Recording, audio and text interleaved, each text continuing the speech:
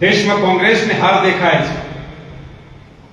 એટલે તમે જોવો છો કે કોંગ્રેસના નેતાઓ રોજે રોજ એવા નિવેદનો કરે કે જેમાં દેશભક્ત સૌ લોકોના દિલ દબાવવાનું કામ થાય છે.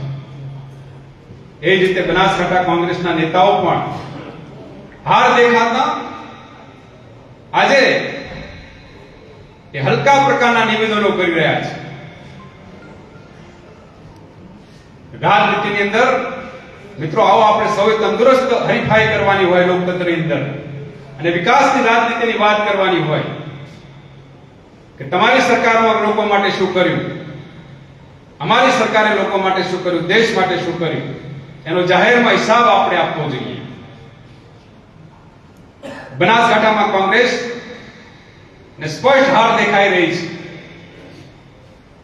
અને દેખાતી હારના કારણે કદાચ કોંગ્રેસ પાર્ટીના ઉમેદવાર પણ બદલાઈ શકે છે.